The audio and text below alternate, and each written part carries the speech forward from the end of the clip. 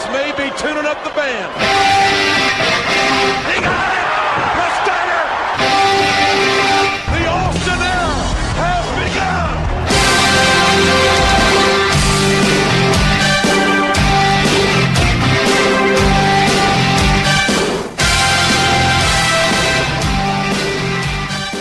So the date is March 29th, 1998. And 1998, as we all know, was the International Year of the Ocean, lads, as we're all well aware of.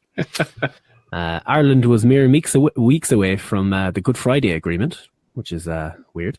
The world was also wrapped up in the Monica Lewinsky scandal. Now, yeah, this would happen in January. Speaking of the Monica Lewinsky scandal, that Friday, the Friday before WrestleMania, I can't pronounce the name of this drug, but sildenafil or something, also known as Viagra, developed by Pfizer, is approved as the first oral treatment for erectile dysfunction in the USA by the Food and Drug Administration. Easy, you know that anyway. Telling you, it's amazing what you can find when you look up news stories. That was a great day for the parish. Great day for the parish. Parish, you say? The day before WrestleMania 14, Father Dougal Maguire had taken up a new job as the local milkman. After a spate of hairy babies, Father Ted Crilly had Pat Mustard fired. But the Craggy Island Notario would attempt to have the last laugh with a bomb left on the milk float. And is there anything to be said for saying another mass, lads? What about the Tower Inferno? Gene Hackman played a priest in it. Arsenal had beaten Sheffield Wednesday the day before as they marched towards the double and their first Premier League, which is weird. In our two WrestleMania weeks, Arsenal won the title both years. They won the league by a point. They won the double, but I mean, the treble was to come next season. And just for clarity, Man City were relegated to what then would now be League One at the time. So I thought I'd throw that in there as well. Why wouldn't I? The world was gripped by Titanic fever as the movie ended its 15 consecutive week at number one at the box office, which was then a record. It's like that. Run DMC versus Jason Nevins was the UK number one for a second week. It would stay there for 6 weeks until All That I Need by Boyzone would take the crown for a week. On the other side of the pond, Will Smith was getting jiggy with it for the third straight week as the Billboard number one. And to end it then, same day, Homer Simpson nearly causes a nuclear plant to go into meltdown by putting a donut into the reactor core to enlarge it. He is then fired by Mr. Burns. Homer joined the Navy, and after nearly causing all-out nuclear war between Russia and the United States, Homer saves a submarine by using Bart's new air ring to plug a hole. That pinhole leak. The pinhole leak, but it's at the start of it. Captain Tennille asks if there's any questions, and Homer says, "Is there a poop deck? Or is the poop deck what I think it is?" And he laughs. He says, "I like the cut of your jib." Homer says, "What's a jib?" He goes, "Promote that man." That's what was going on around it, but it was the Monday Night Wars were in full flow, and it was the first WrestleMania post the Montreal Screwjob. WWF are hurting in ratings and hurting financially. So they had brought in Mike Tyson, which was a huge financial risk, but it also represented the change in attitude, literally, the company was going through. They could go places that WCW simply couldn't. And this was kind of the first night of the real start of the Attitude Era in many ways. It was the last night for the Winged Eagle belt. R.I.P. R.I.P. That's when the scratched kind of WWF logo had started to come in. It was Shawn Michaels' last match for 4 years after injuring his back in the casket match against Taker at Rumble that year. I'll leave the rest of this for you. But it's funny that my Mania that I picked was the last tag team match for Michaels, and then the one you pick is his last singles match until he comes back. I wonder, is anyone going to choose WrestleMania 26? Ooh. So, WrestleMania 14. I was only a young 11-year-old boy at the time, innocent in the ways of the world and innocent in terms of wrestling watching as well. It was a better time. It was a sunny time. There was no big dogs back then, though. No, there was a road dog. Yes, fire him. Hashtag fire road dog. But there was, as I said, it was a sunny time, and WrestleMania kicked off with the Legion of Doom 2000 coming to the ring to challenge for the WWF Tag Team Championship in a 15-team Battle Royal God, you don't see matches like that anymore. Hey, Gordo, do you remember Kama Mustafa? I remember Kama. Yes, Kama made an appearance. There was Midnight Express. All the old guys were there. But my favorite memory of this entire match was just watching Sunny on the outside of the ring, back in her prime with flares covering her boobs. Careful now. Better times. I'll be back in a minute, lads. So the backstory to this match was the LOD were the tag champs. They lost the belts to the New Age Outlaws, who later appear in this show. And in the months leading up to WrestleMania, it looked like there was a falling out in the Legion of Doom, and they ended up having a bit of a blow, and they announced that they were separating ways and that they were effectively finished. So people at the time in kayfabe world believed that the LOD were gone and never to be seen again, and they turned out to be the surprise entrance in this match. And obviously once they came out to the match, they were the only team that could win it, and rightfully so. It was very weird seeing Animal in very, very tight trunks. Did not leave much to the imagination. At least Hulk kind of kept himself covered up fairly well. Thank you very much. But the match itself, 15-team tag team battle royal. It's as messy as it sounds, but good quality. Good quality match. Moving on, then we had Gordo's favorite Japanese wrestler Taka Michinoku defending his WWF Light Heavyweight Championship against Aguila. And this was the first and only time the Light Heavyweight Championship was defended at WrestleMania. Indeed. No, Indeed. My favorite memory of watching this match back was Jerry Lawler's commentary. Boy, he did not like the light heavyweights. Oh, he hated them. Mainly because, I think he made I think I counted it, was it 14 references to his son in this match, which only lasted 6 minutes. Yeah. Not sure if you picked up, he also made a line of Taka done a dive to the outside. He said Taka looked like one of those kamikaze pilots just there. Oh, and also, in case people don't know, Aguila is actually S.A. Rios. Yes. I'd forgotten all about that, but I did not know that. I remember S.A. Rios. I remember S.A. Rios. Yeah, he was great in the SmackDown video games back in the day. I was going to say it was WrestleMania 2000 on N64. It was in that one or No Mercy. He was class in those games. Steve, you are showing your age, Sam. Yes, sir. Next up, obviously, Taka Michinoku retained his championship at that match. But next up, we had Triple H defending his WWF European Championship against Owen Hart. The backstory to this one is that Owen Hart had the championship prior to WrestleMania, and he dropped the belt to Triple H after picking up a real injury. His ankle, I believe it was at the time, was legitimately injured, legitimately hurt, and Triple H baited him into a match. Again, probably kayfabe, but whatever. And he tapped him out within, I think, a minute or two or whatever it was, and that's how Triple H got the belt. But my favorite part of the backstory of this is Triple H had the belt prior to that from Owen Hart after the classic he had with Shawn Michaels around Christmas time, in which I think that Dave Meltzer gave it 5 stars, if I'm not mistaken. I can see why. The running of the ropes was quite immaculate. I haven't seen Running of the Ropes that quality since I saw Kelly lately at the Royal Rumble.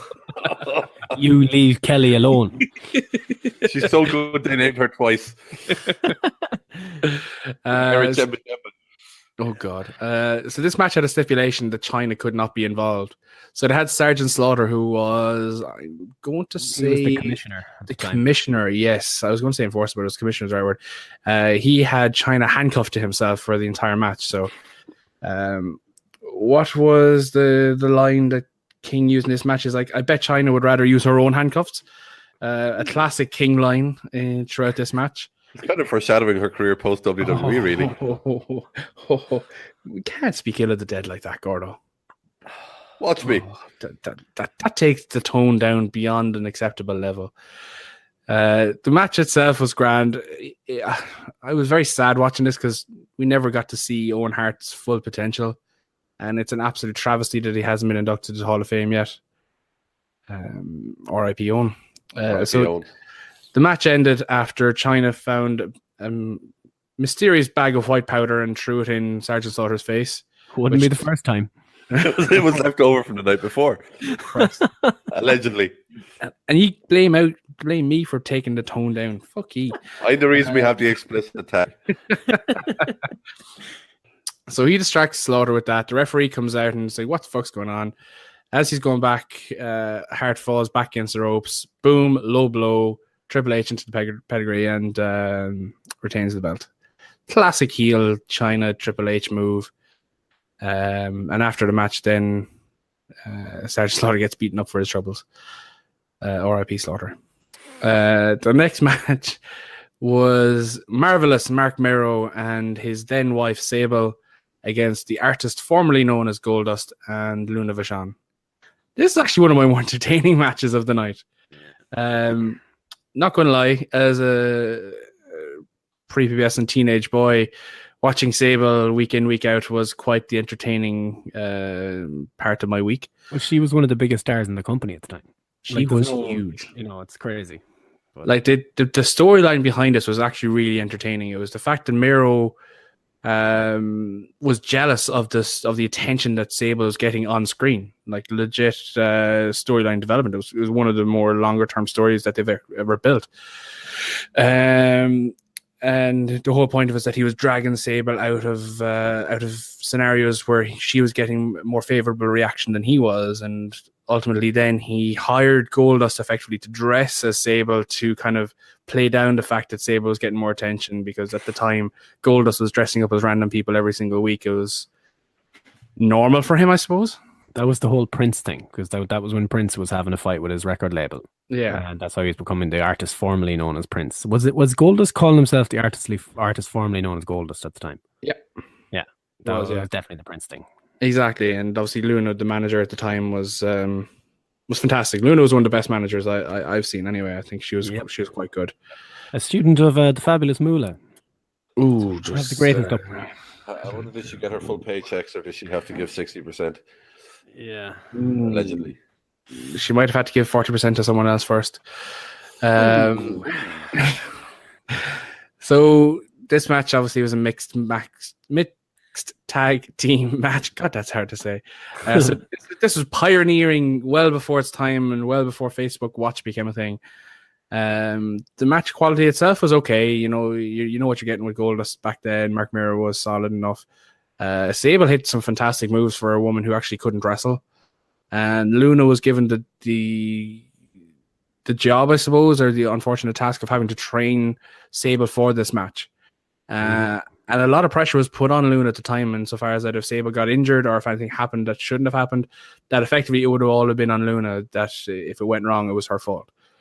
And Luna was very pissed off at the fact that Sable didn't actually want to learn how to wrestle or take bumps. She was just all interested in just having the spotlight, and they actually worked out the match quite well. And if I'm not mistaken, her move that she used, I think it was in this match, wasn't unlike an F5. It was like a cutter into an F5. Was that this TKO. match? That's the TKO. That was Mark Mero's move at the time. But it's funny how, she ended up marrying Brock Lesnar and the moves look very, very similar. Exactly. So not only is talent sexually translatable, so is finishing moves. King's line in this match was, Sable might be pretty as a pitcher, but Luna wants to hang her. Nice. So we got some classic King in this. King is amazing. We had a backstage segment actually next, I believe it was, where The Rock had an sit-down interview with a woman called Jennifer Flowers. This is where the infamous line, "If you smell what The Rock is cooking," came from. That was overlooked at the time in terms of its importance, but now you see how important that line has become when you see Barack Obama using it. You know it's cool when Barack uses it. That's it effectively. But The Rock in this pay-per-view was fantastic. From that segment to his match that he had next with Ken Shamrock, unbelievable. Like he was in the height of his heelness, which saved his career and built his career effectively. He was debuted, I think, was it the year before at Survivor Series, or was it the year before that? It was the year before that. Year before that. Yeah. when he came in as Rocky Maivia, and the crowd shat all over him because, reasons. So he was feuding with Ken Shamrock at the time for the Intercontinental Championship, while effectively feuding with Farouk as well for the leadership of the Nation of Domination. So, there was a lot of good storytelling here between the match itself and the actual power struggle happening within the Nation of Domination. It's not unlike Bullet Club is fine at the moment. Literally took the words out of my mouth. Sorry. But no, I agree it's foreshadowing, like 19 years and 20 years exactly to the time. It's like wrestling just repeats itself. The match quality for this was fantastic. I really, really enjoyed this match. And even before I watched it back this week, I had pretty much remembered exactly how this match had gone without having seen it probably in about 10 years. Ken Shamrock sold this match like an absolute pro. You'd swear he was an actor rather than a legitimate UFC fighter. At one stage, he gets clocked in the head with a chair shot, and he legit sold it as if he was off his head. Yep. His eyes were rolling. He was just looking around. If you didn't know better, you would legitimately think he was concussed and he didn't know where he was. He probably was. That's the thing. When you see some of those chair shots and you're watching back these matches, those chair shots are fucking horrendous by today's standards. They were, but what happened afterward all made sense within the storyline. So I don't think that if it was legit, then I don't think he would have been able to do things the way they were supposed to do with the same effect. So he actually wins that match against The Rock and becomes the new Intercontinental Champion. But after the match, D'Lo Brown, remember him?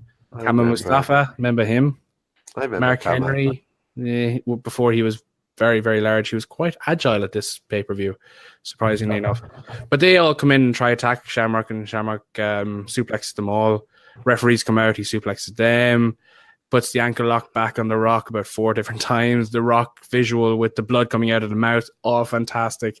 Selling it like an absolute pro. It reminded me of The Rock, or not The Rock, but Austin in The Sharpshooter from Bret Hart when the blood is pouring down his face. It was very similar to that with The Rock, blood pouring out of his mouth. Ultimately, The Rock is stretchered off by MTs, presumably going to a local medical facility. Hospital back then. And the referee tells the Fink that the match decision has been reversed and The Rock retains his championship via disqualification. This obviously sets off Ken Shamrock. He runs down the aisle after The Rock, tips over the EMT board and beats 7 shades of shit out of him again. Just perfectly booked, perfectly fantastic, perfectly executed. It was legitimately, the match itself was only less than about 5 or 6 minutes, I'd say, but the quality and the storytelling for the story leading up to it, the power struggle, the story between Ken Shamrock and The Rock leading up to it as well, where they had disqualified matches beforehand, just fantastic stuff. And I think this kind of solidified The Rock as a legitimate wrestler as well, and kept Ken Shamrock looking ridiculously strong too. I think they kept calling him the most dangerous man in professional wrestling. So that was pretty cool at the time. Now the most dangerous person in professional wrestling is Nia Jax. She's also the most dangerous person in your bedroom as well. Next matchup, we have one of my favorite comedy matches of all time, the dumpster match. Chainsaw Charlie and Cactus Jack versus the New Age Outlaws. Like this, Terry Funk to this day hates Chainsaw Charlie. Yeah, like he was 53 having this match. Yeah, and this was on his first retirement tour. He'd already retired from ECW probably that summer. So the match itself, like, who came up with the idea for dumpster match? I really don't know, and I did a quick search earlier, and I couldn't really kind of figure it out too easily. But the match was effectively, they rolled out a dumpster and put it ringside. No rules, no disqualification. Do what you want. Beat the living shit out of each other. And they did. There was, I don't know what you call them, oven trays almost effectively. Trash cans. I think I might have saw a kendo stick or two. I'm not too sure. Chairs, obviously. We'll get to that. So one of my favorite spots of this match is I think it was Billy Gunn and Cactus Jack were climbing the ladder in the middle of the ring, and Road Dogg smacks Chainsaw Charlie, and he falls back onto the ladder, and the two boys on the ladder fall out of the ring into the dumpster. And my God, there's no way that you can sell that legitimately, because you are fucked up. You're landing in a trash can, arguably 15 feet away from where you were. That had to hurt no matter what way. And you can hear the thud. So I think one of them hits their head off because you can hear a dull thud of a head hitting off something. Yeah, probably Cactus, to be fair. Probably Cactus. It'd explain a lot. Like why he can't remember his promos. But he can't. He said it himself. So anyway, they end up backstage, as you do in these sorts of scenarios. Everyone beating the shades of shit out of each other. And suddenly they find a forklift and another dumpster. Very conveniently located, I might add. So eventually they put the two boys, the New Age Outlaws, on a pallet, lift the pallet up with the forklift, drive it over to a new dumpster. Cactus rolls the New Age Outlaws off into the bin. Chainsaw Charlie reverses up the forklift, plops the lid close, match over, new tag champs. But just to put the icing on the cake, Chainsaw Charlie drives the forklift back over and plonks it down on top of the lid so the boys can't get out. To this day, I still don't know how they got out. But that was just so entertaining. And Chainsaw Charlie, Jesus Christ, how the fuck is he still alive? I really don't know. He's got no knees. He doesn't need them, clearly.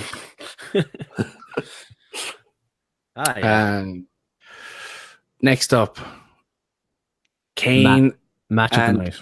The Undertaker. Legitimately my favorite storyline from any wrestling ever. So this all started at Bad Blood. I'm going to say Bad Blood. Yeah, I was literally just going to say Bad Blood. Yeah. November the year before. Shawn Michaels was defending his WWF Championship against The Undertaker in a Hell in a Cell match. The first ever Hell in a Cell match. And it looks like The Undertaker is about to win when all of a sudden the lights go out. Strange music hits. You see Paul Bearer come out with this mysterious looking guy. Holy fuck. I remember watching this live. I was one of those spoiled brats that had Sky Sports back in the day. And staying up way past my bedtime. And if my parents saw me, they would have dragged me back to my room, kicked me in the door, and locked the door behind me. I'm thanking Jesus that they didn't notice me that night, but I'm sure they heard me shout, "Oh my God! That's gotta be Kane! That's gotta be Kane!" Unbelievable. Like that storyline, just like it wrote itself to a large degree, but I just think the execution of it was possibly the best thing I've ever seen. So after this, if I'm not wrong, they hadn't had a match properly, or didn't have a major physical altercation until then. Exactly. Taker wouldn't hit him because he didn't want to hit his younger brother. Yeah. Exactly. So Taker obviously was surprised by this because in Taker's mind, he had effectively killed his parents and his brother at a fire that he started way back when he was a kid. So, kayfabe. Makes absolute sense. That's that problem taken care of. Now I can wait up and watch Sky Sports. They won't tell me not to do that again. Now who has school in the morning? Just for the record, I'd like to point out that I love my parents and I would not do that to them if they're listening. Yeah. I love Mammy Gordo, Daddy Gordo. Tolerate him. I love my parents. But so yeah, obviously Undertaker's like, what the fuck is going on? He can't believe that Kane's still alive. He vows not to lay fisticuffs with his flesh and blood. And this goes on and on and on. And Kane is taunting him, beating him up and pushing him around. And all the while Paul Bearer is being his classic manager self and pushing him and goading him as much as he can. And ultimately then it breaks down at the Royal Rumble when Shawn Michaels and Undertaker are having a casket match. And Kane comes out and locks the Undertaker in the casket and sets it on fire. They give, so they must take away. And obviously they blow, or they extinguish the fire on the casket, and they discover the Undertaker wasn't there. It's like, where is the Undertaker? He used to be so good. I remember. And then he wasn't around for a while. And so it looked like Kane had finally gotten rid of the Undertaker until one night on Raw. A sarcophagus, I believe, appeared on the ramp, and the Undertaker just appeared out of it, and all of a sudden, the Undertaker had gone to hell, talked to his parents, and his parents said it was okay that he fights his brother Kane. Now I'm paraphrasing slightly, but effectively that's the gist of what happened.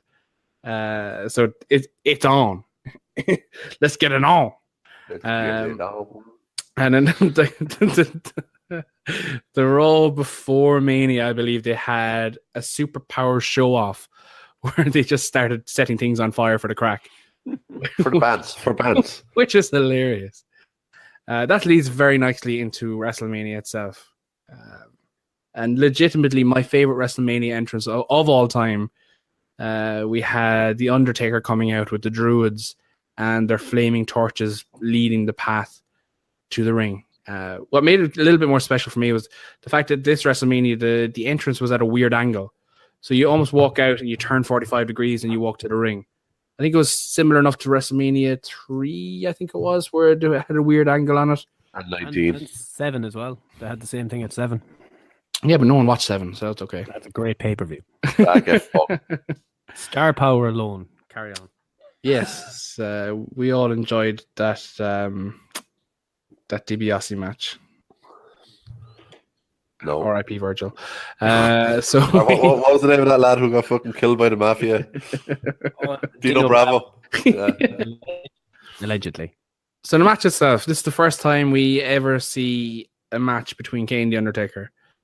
Like just the storytelling of the lead up. The match quality itself, I suppose you wouldn't rate it overly high, but it was the payoff of one of the best storylines WWE have ever done since, and even before that. So like the match itself was fantastic. I thought it took 3 tombstones to put away Kane, and to be fair, The Undertaker struggled to do those tombstones at the time. I don't think he was used to doing tombstones to quite such large gentlemen as Kane was. So that was fun to do. So that was good. And we obviously got further matches. We won't talk about the Inferno match. That was terrible. But this leads us nicely into the main event. We had Shawn Michaels defending his WWF Championship against Stone Cold Steve Austin, who had won the Royal Rumble. We had a special guest, as Steve rightly pointed out. Mike Tyson was the special ring enforcer. I suppose ring enforcer is probably the wrong word. That's what Gordo does for Nia Jax. There's no enforcing that. He was a special match enforcer. Now, all the while leading up to WrestleMania, we had... But this basically was the turning point for WWF while Steve tackles away there. This was a big deal. Big. Even Eric Bischoff came out and said this. He goes, "Oh, I like that." Yeah. This was a big deal for them. Exactly. I don't know whether it was just the fact that they had Austin there or they had Tyson there. Well, it got the eyes on it because Mike had been kind of ostracized from boxing at the time. And he was on the outs, and this is a big... You think 1998, Mike Tyson's probably the most famous person in the world.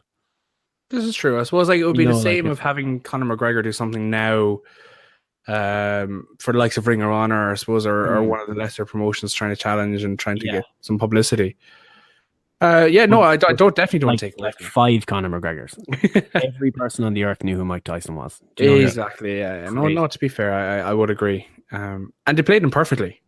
Yeah. You know, all the way leading up to WrestleMania, we had effectively Tyson being somewhat neutral up to a point.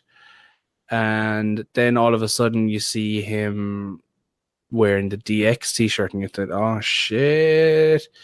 He's after siding with Michaels and DX. So, you know, it's all up against Austin. You know, Tyson and Austin. Can Austin overcome the odds at WrestleMania, not only to defeat one of the best WWF champions of all time, Shawn Michaels, you're going to have probably Triple H and China ringside as well, and you're going to have Mike Tyson as the special ring enforcer, making sure that nothing shady goes down for Michaels. So you had a lot of angles built up against Stone Cold, which made the payoff all more memorable. But the fact that Shawn Michaels was having issues in his personal life leading up to this, kind of cast a shadow on this match leading up to it. And if rumors are to be believed, The Undertaker even had to come in and effectively threaten Shawn Michaels leading up to this match to say that if anything goes down or if you don't perform like you're supposed to perform, then you literally are going to get the beating of a lifetime, as per Taker and Wrestler's Court. The story goes is that Undertaker went back through the curtain after his match with Kane and retaped his hands, and he sat with Vince to make sure that Shawn did business, basically. Yeah, that he put Austin, because the whole idea was this is the new guy for the new era. Shawn, this is your last match. The match, I don't know. I don't want to jump in on the match, but the match itself, you could tell Michaels was in bad way. Match quality suffered a little bit for that. Yeah, this was a legitimate concern that's how bad Michaels was at the time in terms of his attitude and actual physical condition. That Taker had to be ready to go and fuck shit up if he didn't do the job, brother. Yeah, like you're talking about what 5-6 months after the Montreal Screwjob. So you're not talking a lifetime away from when something shady did go down, and you're also looking at a star performer who's having massive personal issues with drink, drugs, whatever, and whoever. So you have a lot of variables there where you need to make sure things go as it's supposed to go. Now, as you said, the match quality, I suppose, it was deteriorated from what it could have been as a result of Michael's injury, which he picked up at the Royal Rumble casket match against The Undertaker when he took a nasty back bump off the casket. That, to be fair, like that would fuck up most people. And as you said at the intro to this piece, that was the last time we saw Michaels for 4 years. In the ring. Essentially, you had the commissioner stuff and commentating roles, but he was in WWF New York many a time. So this match, effectively, the end result of this match was to put over Stone Cold Steve Austin. And to be honest with you, even watching this as an 11-year-old kid, completely innocent to the world, I did not see the turn coming. I'll be the first to admit that I was a fool, a wrestling fool, and I was a mark. Not our mark, because no one wants to be our mark. No but one I wants was to be me. The mark. Looking back now, obviously it was so obvious. But like when you watched it for the first time, did you see this? You mean the punch? Not even the punch, but even just Tyson turning. Well, I suppose it just seemed like Austin was, even back then, you kind of knew how it worked a little bit, and you knew that Austin was a new guy coming through, and you kind of felt like, and even you're younger, and you're like, I want Austin to win everything, even though when I was younger, I loved Shawn Michaels, but it just seemed like time was right, so I figured to be something happening with Tyson. When I was looking at this, I actually remembered something from the next day. So I don't think I stayed up, or I wasn't allowed to stay up. I was like maybe 12 or 13 at the time, probably 13, I think, at the time. And my dad had a copy of The Star, and it had a thing on The Star that Mike Tyson had punched Shawn Michaels at WrestleMania the night before. And the story that they were fed by WWE was that Michael's jaw had been broken. I don't know if they ever used that anywhere else, but his jaw was broken. And I was like, yeah, see, it is real. Mike Tyson broke Shawn Michaels' face last night. And also I was thinking, spoiler alert, I haven't seen the fucking show yet. I just got in from school, you dickhead. It's just funny I had that memory going, I remember Mike Tyson. I remember something in the paper about that. And that's what they said to Shawn Michaels. Whatever PR person. Yeah, he broke his jaw. He's out. Jesus Christ. Yeah, I love the ending. The finish of the match itself is brilliant. With you haven't heard this one either, but I played it in the intro to this. The Michaels goes to tune up the band, and then Austin catches it, spins him around, and hits the stunner. It's one of the best stunners ever, I think. An important stunner, some might say, for historic reasons. Well, you're looking at the best seller in the business. And to be fair, like you could question his loyalty, integrity, motivation at the time, but to be fair, when the cards were on the table and he had to do what he had to do, he did what he had to do better than anyone else could have. Well, like as you said, 5 months before that, the screw job had to happen because somebody wouldn't play ball. Yep. Ball was in his court. He had to play ball. Brett screw Brett. One note I did have on this is, and I don't know if anyone picked up on it in the early stages, Michaels ended up getting Charlie Sterling, as I now call it. Yep. Yeah, where he had his arse on show for a minute or so. But this see that nowadays. This is essentially Shawn Michaels at the time, what everyone thought was his last match ever, and he was only 33. Did you hear the story about the T-shirt? Have you ever read that one? So there was an Austin 316 T-shirt in it, and Michaels had refused to allow them to put that Austin puts the Austin 316 T-shirt over Michaels as he's on the ground. And they said, fine, we won't do it. But Mike Tyson did it anyway. Yep. So you'll see the shot at the end. And I imagine he wasn't too happy. Because even, they did the press conference at the end. And Michaels and Triple H in China are actually, you see him kicking doors and shit. And he was legitimately pissed. And it was like, he had an interview with Austin, actually. And he talked about it. And he was like, that's not the way I wanted to go out. And for whatever about his attitude, he goes, he didn't think that was right. Yeah. Shane McMahon had to hold him back from interrupting that press conference. Really?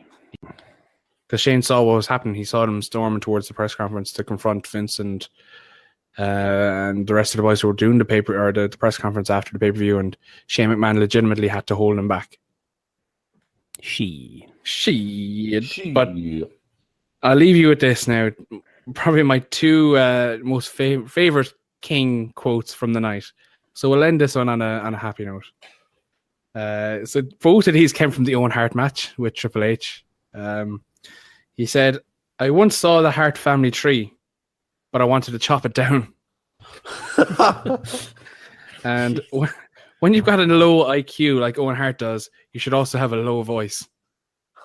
Oh God! This was essentially the proper start of the Attitude Era. As we said, they got rid of the Winged Eagle. I love the Winged Eagle, but I think the Globe belt that came afterwards was a nicer one. No, I prefer the Globe one right afterwards. It only lasted 3 or 4 years, but it was basically the Austin belt. And Triple H had it for a little while too. It looked great, but when it was his time. I'd only properly started watching around here. Okay. I'd seen bits and pieces. I'd seen WrestleManias. My uncle was a big fan, so I'd seen WrestleManias and 1 or 2 episodes here and there. Like Mania 7 was one of the first ones he watched, so I can remember seeing it with him.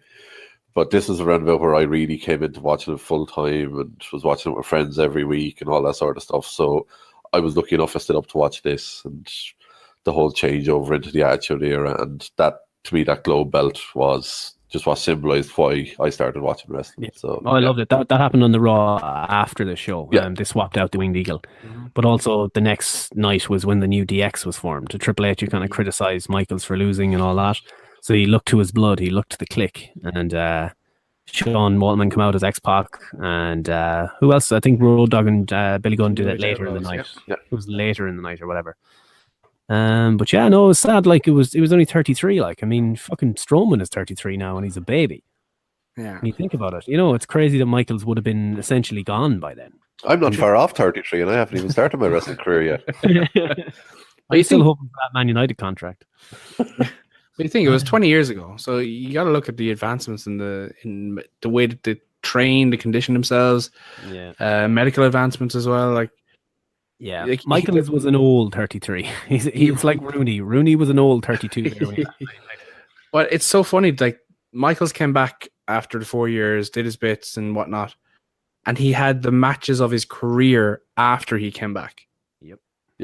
Like that's insane when you think about it logically. His second run was better than his first one. Not as historic. And that's saying something. Yeah, because that was a huge. Yeah, my God. And this was like, you think of the trouble that company was in at the time. They were backed into a corner. That's why I want something to happen now. I'd never want to see them be in trouble again, because I love them all the same. We're talking about them but they were in legit trouble and they had to make a call. And they had just lost Bret Hart as well. That was their number one guy for years. No Hart, no Hogan, no Savage. You look even to a lesser extent, no DiBiase, who I know he never really made it to that level, but he was still a big, no Flair. Star. Yeah, exactly. Rick Rude, all these guys had left. Lex Luger, all fucking Hall and Nash. Did they fucking Hall, who they looked at as someone who was potentially going to be one of the next guys in the main event scene and going for the title at the time he left, and as you said, they had to turn around and say, right, where are we going to go with this? And I heard someone describe this pay-per-view. I don't know if I heard this before or if I was researching this one, but it was like WrestleMania 1 all over again in that they bet the farm. Like if WrestleMania 1 didn't work, they were fucked. And if this didn't work, they were in awful trouble because they apparently paid Mike Tyson millions. Yep. They essentially went all in. They went all in on this. Seriously, like but it all paid off. It was one of the biggest selling. I think it was the biggest selling event in a non-stadium capacity for 6 years. It was the biggest pay-per-view at the time. A big pay-per-view gate. It was $1 million gate. Yeah, which sounds like nothing now, but at the time that was monstrous. I think only like two other things that topped $1 million. Yeah. I think they hit 1.3 or 1.4. It's crazy. Now let's be honest. We know that WWE are famous for turning their figures upside down when they need to, but you could see it. Like the stadium was rocking. You could see that, like, legitimately, that made absolute sense. And when they needed to, as you said, they really pulled out all the cards and put on a fantastic show. And I think was this soon after, like a month or two later, they came close to beating Nitro. It was something like they'd become on par with them at some point. Yeah, they leveled out for a couple of months. Then Nitro took over for a bit, and then they ended up peaking. Yeah, until that infamous night of greatest moment in Raw history, I said. Mm-hmm.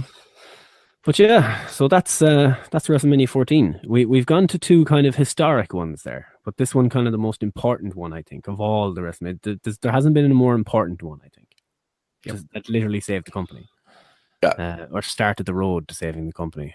Gordo, you're going. Was it Nikki that's going next? Next week, and I think he said he's going to do 17. Yeah. We're going to put him in a corner and tell him he's doing 17 anyway. Nobody puts Boski in a corner. I'm sure he'll be very upset by that anyway. Actually, I was just thinking, right? You know how recently there's been very few new stars. They're even calling old guys back. You can talk about Strowman and Elias now; they're doing okay, but there's been kind of been the same matches for years.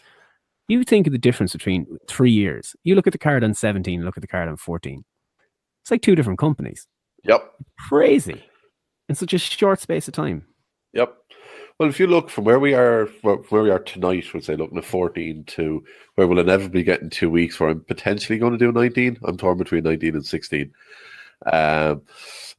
You look at that 3 years, there are 3 Rock Austin matches among that card, but every one of them was completely different with a different build.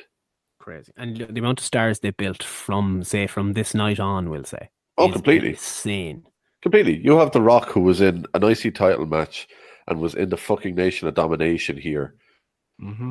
Jesus fucking Christ. The Hardy Boys weren't even on this show. I'm sure they were jobbing at the time or whatever. Yeah, they weren't even a thing. You look at... They were massive. As I said, you had a guy who probably made... I know he didn't have a huge run in it, but who actually made the light heavyweight title division, essentially built it a bit, was in S.A. Rios. He did have good matches in it for a while. No, he's a lesser star, but he is someone that you look at as a divisional kind of a thing. Mm-hmm. Obviously, Jesus Christ, you have fucking Cactus Jack and Chainsaw fucking Charlie. Like, you have Cactus Jack, who goes from this match to be the person in the most iconic moment of the Monday Night War in the Switch. Yeah. And then goes on to have that feud with Triple H on his way out. That all happens from here to 2000 in the space of 3 years? 2. Yeah.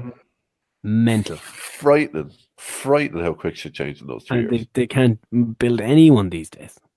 Well, we're 3 years on from Brock Roman 1. What the fuck has changed? Nothing.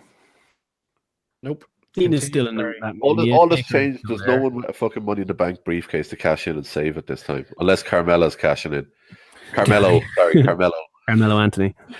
I know it's something I noticed when I was looking. I was going, who's going next? And I was, someone said 17. I looked at the card. Well, you don't have to look at the card. That's such a good WrestleMania. You remember it. Just looking at the card, you're like, holy shit! Like, where did all these people come from? Gimmick Battle Royal. How did they do this? Yep. And even Kurt Angle had a match against no one. Yep.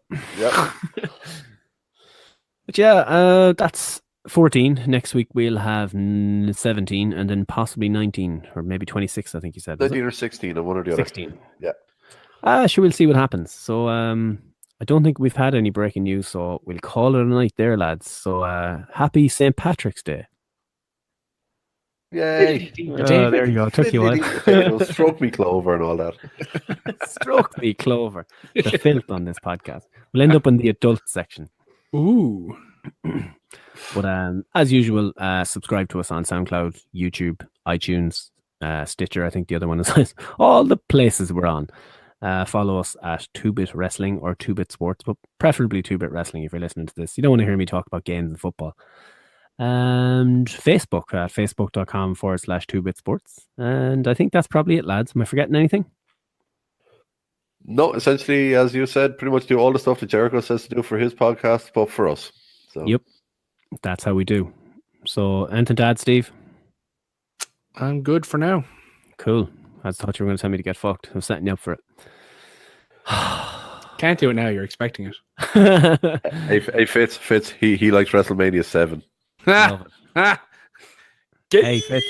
Do you know what's a better match than Austin and Michaels? For reasons beyond their control. Dino Bravo against whoever he was against. No. Macho Man Ultimate Warrior is a better match. It is. Yeah, less important match. That was a quick come down. I did build my WrestleMania around one match, to be fair, but it's that good. Anyway, we'll talk to you next week. We'll cover, hopefully Ronda's on the show.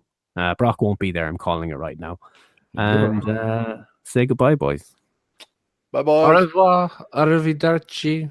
I need to be Nicky again. Sláinte. The big dog. The big dog.